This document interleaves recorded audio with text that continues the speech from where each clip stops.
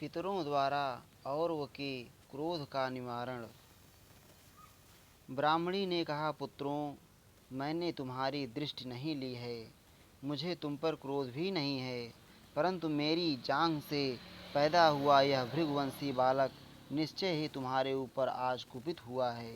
पुत्रों, यह स्पष्ट जान पड़ता है कि इस महात्मा शिशु ने तुम लोगों द्वारा मारे गए अपने बंधु बांधवों का स्मरण करके क्रोधवश तुम्हारी आंखें ले ली हैं, इसमें संशय नहीं है। बच्चों, जब से तुम लोग भृगुवंशियों के गर्भस्थ बालकों की भी हत्या करने लगे, तब से मैंने अपने इस गर्भ को 100 वर्षों तक एक जांघ में छिपा कर रखा था।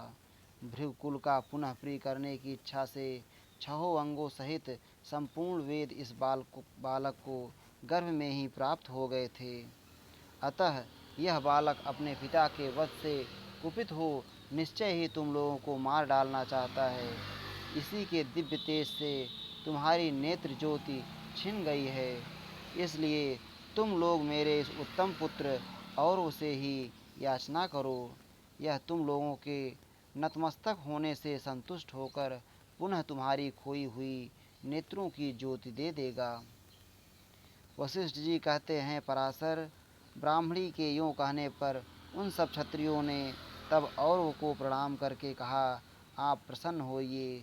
तब उनके विनय युक्त वचन सुनकर और उन्हें प्रसन्न हो अपने तप के प्रभाव से उनको नेत्रों की ज्योति दे दी।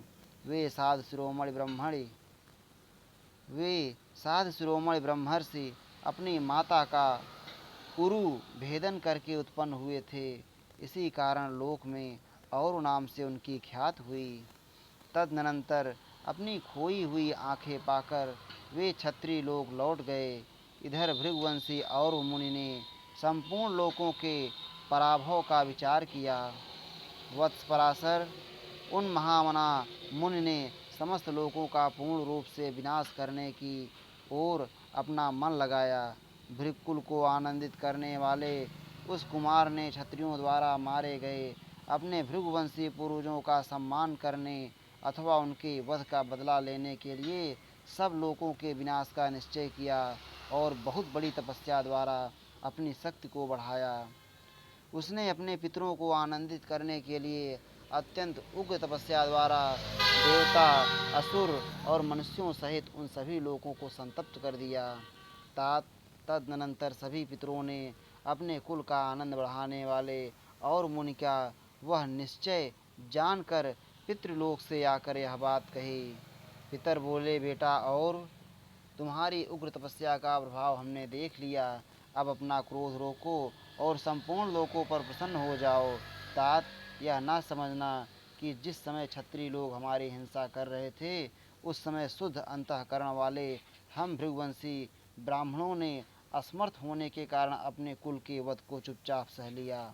वत्स, जब हमारी आयु बहुत बड़ी हो गई और तब भी मौत नहीं आई, उस दशा में हम लोगों को बड़ा खेद हुआ और हमने जानबूझकर क्षत्रियों से स्वयं अपना वध कराने की इच्छा की।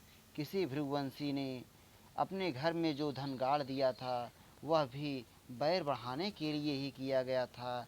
हम चाहते थे कि क्षत्रिय लोग हमारे ऊपर कुपित हो जाएं। द्विज श्रेष्ठ, यदि ऐसी बात ना होती तो स्वर्गलोक की इच्छा वाले हम भार्गवों को धन से क्या काम था, क्योंकि साक्षात कुबेर ने हमें प्रचुर धनराशि ला कर दी थी। तात, जब मौत हमें अपने अंक में ना ले सकी, तब हम लोगों ने सर्वसम्मत से यह उपाय ढूंढ निकाला था। बेटा, आत्महत्या करने वाला पुरुष शुभ लोकों को नहीं पाता, इसीलिए हमने खूब सोच विचार कर अपने ही हाथों अपना वध नहीं किया। वत्स, तुम जो यह सब करना चाहते हो वह भी हमें प्रिय नहीं है। संपूर्ण लोकों का पराभव बहुत बड़ा पाप है, अतः उधर से मन को रोको। तात, क्षत्रियों को ना मारो। बेटा, भू आदि 7 लोकों का भी संहार ना करो। यह जो क्रोध उत्पन्न हुआ है वह तुम्हारे तपस्या जनित तेज को दूषित करने वाला है, अतः इसी को मारो। इस श्री महाभारते आदि पर्वणि चैत्र रथ पर्वण्योर वारणे अष्टसप्तत्यधिक शततमो अध्याय।